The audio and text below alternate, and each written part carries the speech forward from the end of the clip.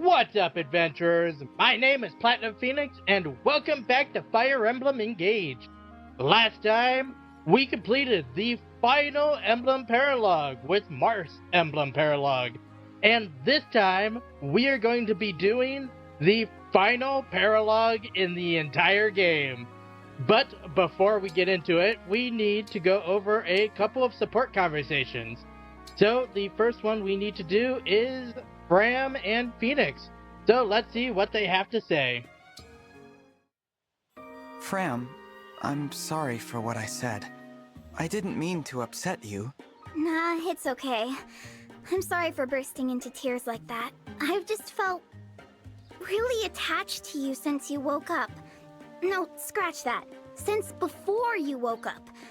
I used to sit and chat with you about my life. Really? Yeah. If something exciting happened, I'd tell you the good news with a big smile on my face. Or if something was making me sad, I'd sit next to you and have a good cry about it. You were always so easy to talk to. Every single day I sat there and waited for you to wake up. I didn't realize that. I knew you couldn't actually hear me. I was just living out my own little fantasy. But then you woke up. I was so excited to talk to you for real. I got kinda carried away. Fram, I have a request. Please go back to cheering for me like you did before. What? But you said... I did. But that was before I knew you kept me company for so long. As far as I'm concerned, you can be as loud and distracting as your heart desires. Oh, Divine One! You're every bit as amazing as I always imagined! Okay. I, Fram, a president of the DDFC, swear to continue my wholehearted support. As your #1 fan, I'll keep cheering for you with all my heart and soul. Perfect. I wouldn't have it any other way. The Divine One looked right at me! Do you remember when you gave me the Dragon Stone? I wish I could say I did. But everything from before I woke up is hazy.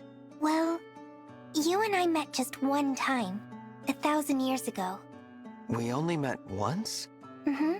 All of our siblings had died in the war. You were the only one to survive. And you came to see me. I was very young then. Frail and frightened, and you handed me the Dragon Stone. You told me that you couldn't stay by my side, but that you were still with me, no matter what. Oh, so I said that to you. All that time ago. You did. The Dragon Stone is shattered, but it was my protective talisman for a very long time. I held it close when Mama died, and when Papa returned and said horrible things to me, I knew that as long as I had the Dragon Stone, I could be strong and hold on until I saw you. Vale, Even if you can't remember what you did, I am still so grateful. If you hadn't given me the Dragon Stone, we never would have found each other again. I'm grateful too. To think you held me in your heart all those years. Without you, Vale, I wouldn't be standing here right now. Now that we're reunited, we'll be together forever, right? That's right. Nothing can separate us ever again.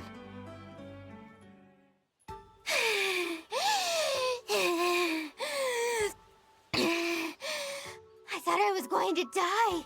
I mean, I'm pretty sure I did die. Twice! I screamed so hard I lost my voice at one point. So, what'd you think of your first time tearing it up on Wolfback? It was exciting, but mostly terrifying. You're such a kidder, Lady Vale. But I'm not kidding. Not even a little bit. It's a miracle I'm still alive. In fact, I can't believe I am alive. Takes your mind off everything though, right? Couldn't you feel your worries just float away? I guess you could say that. Good. You looked a little tense earlier. I thought this might be a good way to unwind. I do sometimes wonder if it's okay for me to be here with all of you. I hear ya. But next time you start feeling like that, you let me know, alright? We can tear it up to the horizon and back. Okay, I will. And Tamara, thank you. Alright, back on the world map, we just need to head up and all the way back over to Lithos. And once we're back at Lithos Castle, we need to go to the right to Paralog, Garden of Memories. A mysterious ring is enshrined in a place that feels similar to the Lithos Castle Gardens. Suggested advanced class level 14, so the exact same level as the Lithos Castle chapter. So let's go ahead and begin this chapter.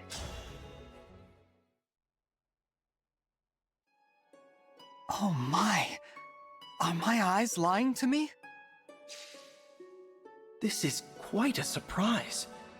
It looks just like the Lithos Castle Gardens. So I'm not the only one seeing it? It looks like the castle, but feels like it too. The air, the smells, all of it. Right you are. I've served in the castle for many years, yet this vision fooled me at first. I know it isn't real, yet I still get a sense of nostalgia looking at it. My mother trained me in the castle garden. The flowers were in full bloom, like these. I remember it well. Alas, after the attack, that garden has been left in ruins.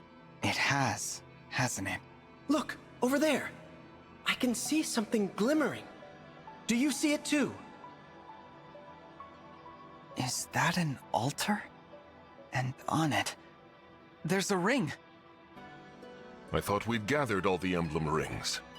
Can it be that there were more? Perhaps an emblem we were unaware of? Let's go have a look. Wait, I feel a presence. There are enemies nearby.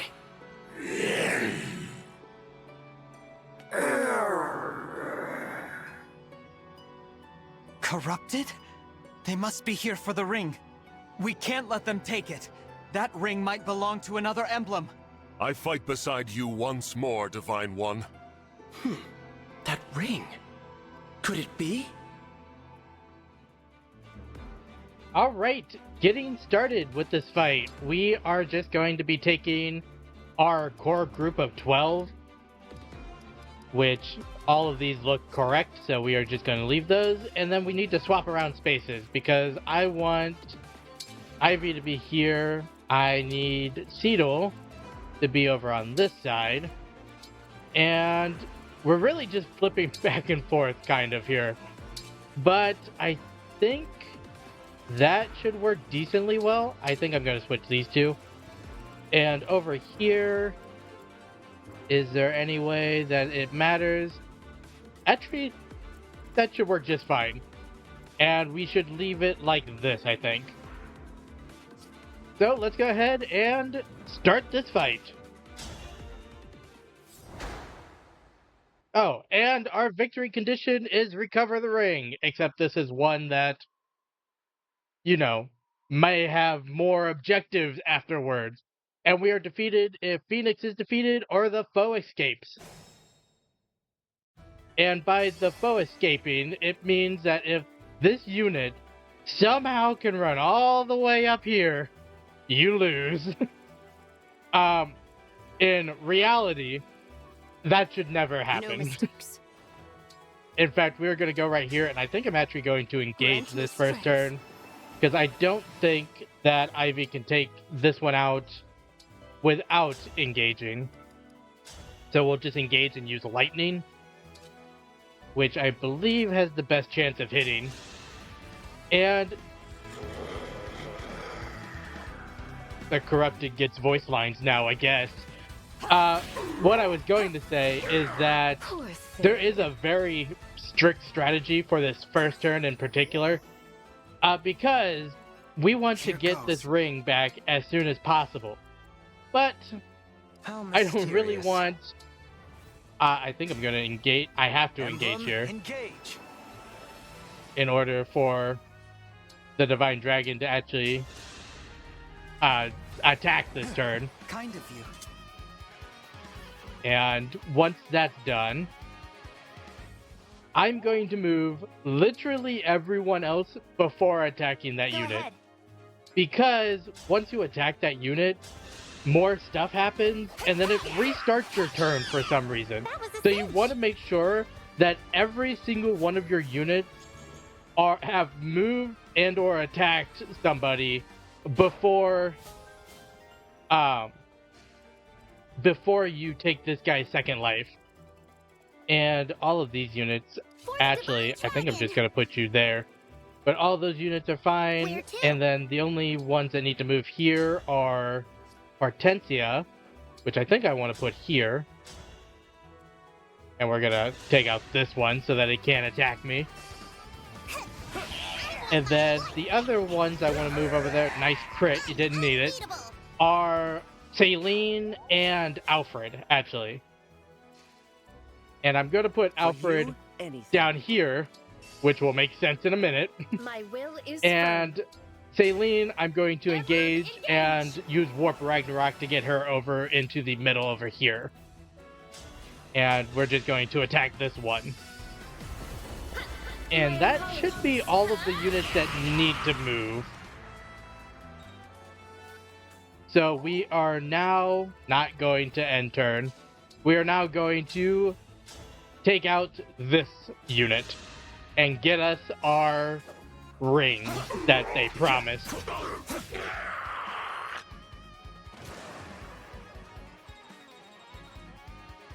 And with that, we get the Pact ring, which is the big prize that we get for this chapter.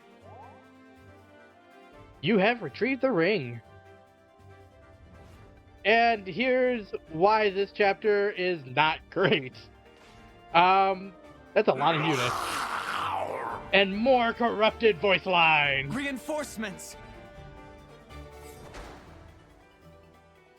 Yeah, and our new objective is to rout the enemies, which they just made like 20 more of. So that's why I'm like, you want to move everyone before you end the turn. And actually, I'm going to go right here, and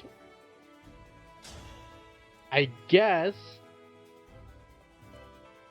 we are going to take out this one, because this one has the most life bars out of any unit in this fight. Unfortunately, it also has a Wyvern Slayer, so Ivy is in a little bit more danger, but I don't think it's going to be a serious problem. Also, again, more corrupted voice lines! But I think since all we are doing is routing enemies and watching our units level up, I actually want to take this time to talk about why I decided I wanted to Let's Play. I know, in a random video, like, I think this is episode 43. So we get random Fire Emblem video that is a paralogue that almost no one will see. This is the perfect place where I talk about it. But I want to talk about why I actually started Let's Playing, because there's actually a couple of reasons, and I think Fire Emblem does a really good job of showing them. There's actually 3 reasons, and the first is that I am very introverted, and I wanted to find a way to make myself more comfortable talking for basically extended periods of time. Either to people or at people, in this case. And it's actually the same reason that I started my... Wouldn't miss it. It's the same reason I started live streaming. And I need to figure out who I want to fight here. It might be better for me actually just to stand here and fight. But yeah, that's basically the first reason I wanted to start Let's Playing and live streaming, like I said, is because I just wanted to feel more comfortable in my own skin, really.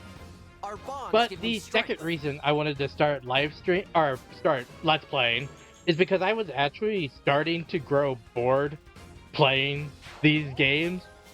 And it's weird because when I was younger, I used to be able to play Fire Emblem and Pokemon and Kirby dozens upon dozens of times and never get bored of them. But recently I've been like, well, I've played it 4 or 5 times already. I know how it's going to play. I find no real reason to play it again. But I found that researching the games and learning more about them, and also I need to engage here so I can shoot this bird. But researching the games, learning more about them, and then making videos on the games actually goes a long way to making the games a lot more fun to play again. And I actually have reinvigorated my love for playing these games, and wanting to finish the games is a big point actually in that. And to make that point as blatantly clear as I can, I'm going to make a comparison, because over the last 6 months, I have played and beaten more games than I have in the last 3 years. Which is insane to me. that is a statistic that I can physically say. But the last reason that I wanted to start Let's Play, it's probably not the last reason, but it's the last reason I can think of off the top of my head, is because I really want to show these games. I find that people don't talk about some of these games a lot. Games like Pokemon people talk about all the time, but I don't know the last time I've heard somebody talk about Super Smash Brothers Brawl. I have no idea. I'll be honest, I don't know the last time I've heard somebody talk about Fossil Fighters. For that, for the sake of argument.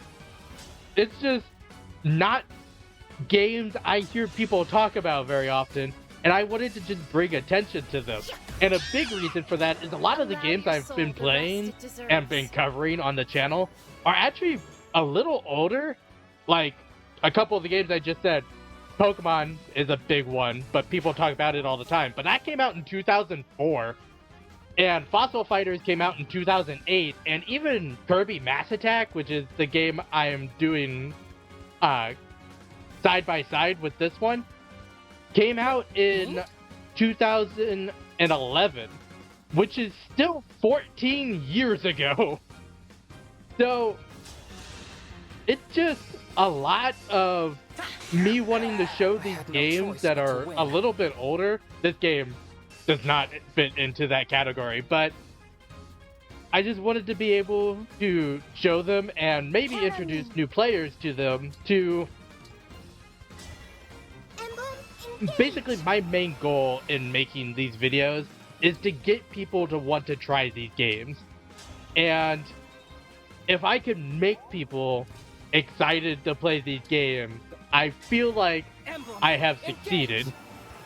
And it's literally just because I love playing these games and seeing other people play these games. Like I said, well, I haven't said it this episode, but like I've said in the past, I got into wanting to do this because of Chugga Conroy and other Let's Play channels like that. And I just really want to be able to show in the same way that I love these games, and I want people to have a way to experience them, even if they're not able to play them for themselves. But I think that's all I really want to say on that topic. I've kind of dallied a little bit on this, but we are going to dance Phoenix and send him down to help Ivy, because I'll be honest, I don't know if Ivy can handle everyone down there by herself. We'll go here just to give a little bit of leeway, and we are going to Armor Slayer because these are all armor units. And this should be the last unit that needs to fight this turn. That's weird that he got the follow-up before I got to attack twice. That's strange, because he's using smash weapons. I'm not worried about any of my units, really. In fact, most of them should be able to take out most of the units that are around them. So, if that's the case, I'm very not worried about this taking very long. Your soul The rest And it deserves. I'm kind of happy I remembered Seraphim, because I may or may not have forgot about Seraphim during my test playthrough of this level. And it makes it go a lot easier, because now Saline can actually defeat the units without having to take a second turn to fight them. And I don't think... Well, this unit's doing nothing. Something I should bring up is that I gave Tamara the legendary spear that we got in the last main story chapter. Or the second... No, it was the last main story chapter. That we got the Broniac, I believe is the name of the spear. It's the one that works close up and at range. So... it's just a really good spear to give her, and I find it works better than the silver spear that I've had her using. Please miss. That's unfortunate, but I'm okay with it. Really, I just need... since the Wyvern Slayer didn't kill Ivy, I don't think she's gonna be in too much danger here. In fact, 1 health. We're leaving with 1 health. In fact, I think I'm wanting to take out the... Dream well. I think I'm gonna send Phoenix down and let him deal with the rest of the units that are down there by himself. Because I want Ivy to head upwards to help take out the rest of the units up here. Because she is a Wyvern unit and can move fast enough to actually be of use. Was that too much? And I don't think anything else... You can just see the pure amount of units that are in this chapter, of enemy units that are in this chapter, because of how long this enemy turn is going. It's been going for like 2 minutes straight now. But that should be... I was going to say the last unit, second to last unit. And I don't like that that is what is happening there, but what we are going to do is have Ivy throw the stun at this one, taking out its second of 3 health bars. That's all. And then I'm going to have Phoenix jump straight into the middle of this. And that's surprising that that takes it out, but the Wodao doesn't. We'll use the legendary sword, I guess. More corrupted lines! This is just like when I fought the soldiers my mother created for our mock battle. Mother is gone, but wherever she may be, I'll show her how strong I've become. I like when they give the corrupted lines, because it makes 0 sense. It literally is just like, oh, this enemy that cannot speak is just gonna yell. Case in point. Thank you, game, for giving me an example. And level 5, only +1 speed and +1 luck, so not super great. But we do get pivot, which can be useful in certain circumstances. I think we're going to dance Ivy here. Great help. And like I said, we're going to send Ivy upwards to... I don't like that, but we're just going to send Ivy here to take out this unit. And then we'll send her the rest of the way up next turn to start fighting the corrupted that are up by Saline. But really, most of these units shouldn't have to do much for the rest of this fight. We're going to take out this horse unit, this cavalry unit, because that's what's doing the most damage to Tiamat. And then really, if we go here, the Venomous doesn't take him out, that doesn't take him out. Does anything take this guy out? You know what? Actually, no, I shouldn't. I should who has the higher dexterity? That's something I actually need to look at. So it's Tiamat or Tamara. And I forget how to actually check that. How do I check that? Oh well. We're just going to smash this thing with the venomous. Actually, no. I should use the Broniac because these guys. Who's next? I don't. Oh, I got the Racket of Soul. That's how that happened. Giving me the extra attack power that I need to take it out. I can keep And then going. we'll take this one out, and that should be the last thing these three actually need to do in this fight. Me first. Now I'm angry. You'll You couldn't no get that sympathy crit from last me. turn, Diamant. Bond level 11, and these two are going to be a little bit of trouble. What if I engage? Can I take them out if I engage? Does the Sword of the Creator defeat them? No, it does not. Not by a long shot. I don't think there's any reason not to L-fire them. 14% chance to hit me. I don't think they're gonna have much luck here. I was about to say I'm gonna eat my words as soon as this hits me, but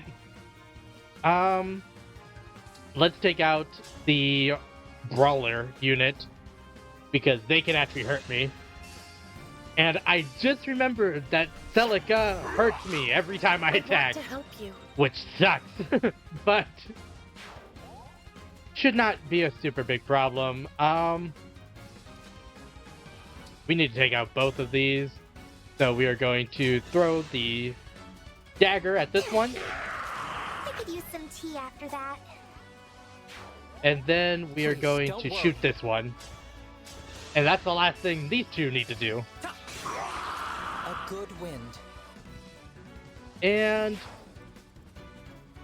I think instead of taking out these two, I'm going to send Yunaka up this way to fight these two. And I think we're just going to call the turn there. Because I want the units to basically try to take out themselves. And that's going to heal like everyone, but the Divine Dragon should be able to take them all out. I'm not worried. This time, Especially with a victory was legendary sword. You have a legendary sword. You should be able to defeat them. I think we've Dream defeated well. both of those units by 1 damage. You're pushing it.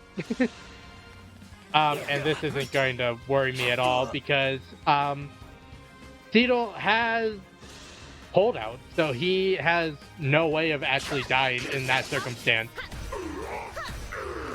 Allow And your if these soul the rest corrupted it would just deserves. end themselves in the nicest way possible, I could say that. We could just end this end this fight in 1 more turn, I think. Thank you for missing. Thank you for missing twice. I want to help you. Yeah, I think since all of these units are defeating themselves, Allow we your are going soul to the be rest able it to deserves. end this in 1 more turn. Basically, no matter what, I think.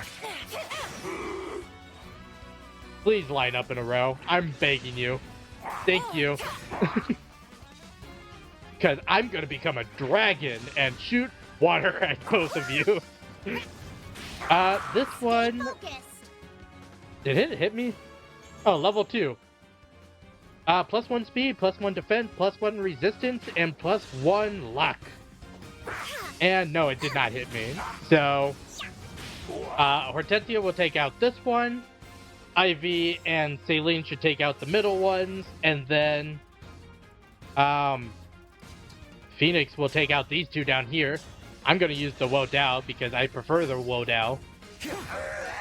Just because of brute force, the Wodao is so broken. Bond level 9? No, 18. That's what this is. Sword Guard 5. If a foe is equipped with a sword unit, takes 5 less damage during combat. Not super falter. helpful, but I'll take whatever I can get at this point. Thank you.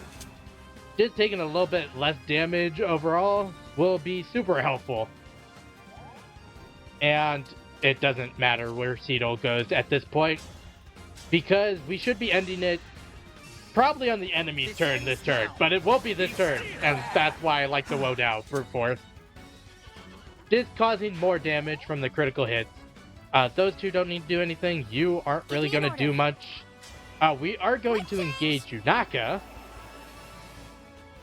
And Torrential Roar should take out both of these. I've made my choice. Instead of allowing them. I actually really like that animation. I don't know if I've been able to show that or not, but it's a really cool animation. And the water dragon and everything is just really cool. Level 32 Thief. Plus 1 HP, plus 1 strength, plus 1 speed, and plus 1 resistance. And that just leaves us with... Only what I deserve. I guess I'll go here and throw the sun at you. And then we will just stay here and attack this other one. That's unfortunate that we can't just take it out. Can we? What if we use Echo? I'm curious. We use Echo for the first time, hit it with this. This is basically the one use case for Echo that I can think of. But if it takes this guy out, which it does, it's the perfect use. Weapon Sync plus Resonance plus Echo. Probably one of the best uses of that I can think of. And now we just need to take you out, and that should be basically the end of the fight. This magic unit can fight basically either Saline or Ivy, and they will both defeat it. But we are going to engage and use Great Sacrifice just in case. I do not want to risk it at this point. By any means necessary. Great Sacrifice. This should also level up Ram, so giving us a few extra levels. Level 5, plus 1 HP, plus 1 Dex, plus 1 Resistance, and plus 1 Luck. The Dex is very helpful. And Bond level 7 with Micaiah, Silence Ward, grants immunity to silence, which is good for a healer because we don't want her not to be able to heal. And we're just going to end turn and let this last mage unit end itself. Yeah, it could do 6 damage, but it had a 50-50 chance of hitting. And even if it critted, it wouldn't have won. And extra 1,000 health, or extra 1,000 money. And Phoenix and Crom probably should be the MVP for this one because they took out most of the bottom attackers. I would also say Saline and Celica are probably also MVPs. And this fight only took 4 turns, which is very nice because it usually takes longer than that. We retrieved the ring safely, but it doesn't seem to hold an emblem? Strange.